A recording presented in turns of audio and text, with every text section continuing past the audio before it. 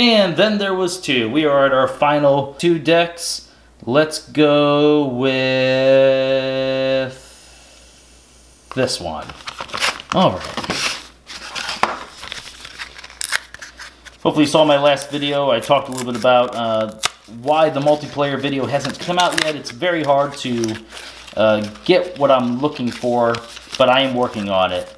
All right. Today we have... oh my god, okay. Screw Spout. That's an interesting name right there. Screw Spout of the God King Smithy. Interesting. Brobnar, Shadows, and Logos are the houses today. And let's see what we have. Trouble there. Okay. Drop that down, and we begin. Umbra, 2-power skirmish. Whenever he fights, he gets Steel and Amber. Nice. Silvertooth, 2-power interest play ready. I do like that card. Dodger, nice. 5-power. Whenever he fights, you get to steal one. 2 Dodgers, excellent. The Sting, it's an artifact. Amber, whenever you play it, skip your Forge a Key step. You get all Amber spent by your opponent when forging keys. Action, you can sacrifice the Sting. Wow, wait a minute. You get all Amber spent by your opponent when forging keys. Oh man, that's really good. Obviously, I mean, your opponent will get a key, but if you're already ahead and you've already, say, formed 1 or 2 keys and you play this and they're trying to catch up, you're getting all that Amber. That is nuts. This is a really good card. I'm surprised I haven't heard people talk about that. Seeker Needle. It's an artifact. As an action, deal 1 damage to a creature. If this damage destroys that creature, you gain an Amber. Relentless Whispers. Amber, whenever you play it, you deal 2 damage to a creature. If this damage destroys that creature, steal an Amber. A lot of steel, what you're looking for in Shadows, so that's nice. 1 Amber, whenever you play this, Poison Wave, deal 2 damage to each creature. 2 Poison Wave. Miasma. Your opponent skips the Forge a Key step on their next turn. Actually, you know what would be interesting? What we got here? Brobnar. Be interesting if we... there's an artifact that increases how much your opponent has to pay for their keys based upon how many damaged Brobnar creatures you have. So if we can make them... even not even skipping, but that, any sort of thing that makes them pay more, that's you get all that is spent. So that's an interesting idea with that Sting. Oh man, that could be awesome.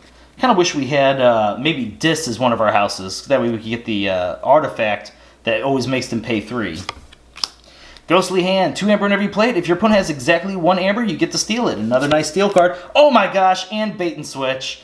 If your opponent has more Amber than you, you steal 1, repeat this card's effect. Your opponent has more Amber than you. So you end up tying with them or you come out ahead.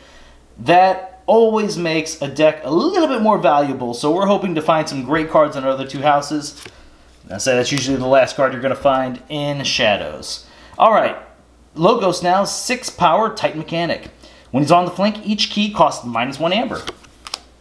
Research Smoko. Whenever he's destroyed, you archive the top card of your deck. Psychic Bug, 2-power, Amber whenever you play it. Play or reap, look at your opponent's hand. Ooh, Mother, nice. 5-power, during your draw card step, refill your hand to 1 additional card. Quixo the Adventurer, 3-power skirmish, whenever he fights, you draw a card. Dexter, whenever you play it, you capture an Amber. And then whenever he's destroyed, he goes back on top of your deck. We got 2 Dexters. 3 Dexters, not that great of a card. Kind of a shame we got 3 of them. Spangler Box. It's an artifact. As an action, you purge a creature in play. If you do, your opponent gains control of Spangler Box. If Spangler Box ever leaves play, you return to play all cards purged by Spangler Box. And a Chaos Portal. It's also an artifact. Action, choose a house. Reveal the top card of your deck. If it's of that house, you get to play it. Nice. Interdimensional Graft. Amber whenever you play it. If an opponent forges a key on the next turn, they must give you the remaining Amber. Yeah. It doesn't quite work also with that, I can't, it doesn't quite work with the Sting, but, you know. Fogify. 1 Amber whenever you play it. Your opponent cannot use creatures to fight on the next turn. Now we're to Brobnar. We're starting off with the big boy Troll. 8-power, whenever he reaps, he heals 3 damage. Smash, 5-power, whenever you play, you get to stun a creature. Crump, 6 power. After an enemy creature is destroyed fighting Crump, its controller loses an Amber. Heavy the Huge, 6 power. Whenever you play him, deal 2 damage to each other undamaged creature. Headhunter, 5 power. Fight, gain an Amber. Grenade Snib, whenever he's destroyed, your opponent loses 2 Amber. Nice. Ooh, what's this guy? Bilgum, Avalanche. After you forge a key, deal 2 damage to each enemy creature. Nice. That's pretty cool. Tremor, stun the creature and each of its neighbors. We got 2 Tremors. Punch, Amber, whenever you play it, deal 3 damage to a creature. Follow the Leader. For the remainder of the turn, each friendly creature may fight. And our last card of the deck, 1 Amber, whenever you play it, Anger. Ready and fight with a friendly creature.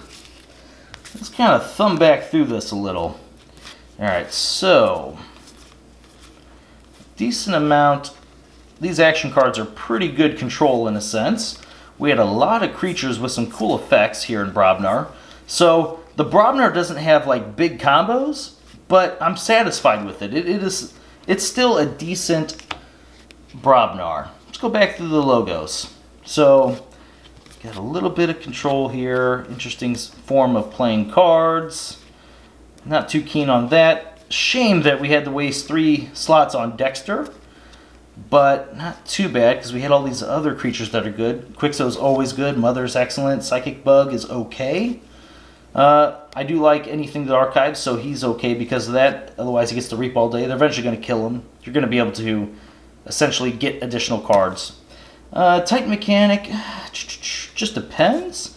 But, so, Brobnar's okay. I feel like Logos is a little bit weaker. But looking at the Shadows, we had exactly what you want in Shadows. You had a great amount of steel. You had the bait and switch.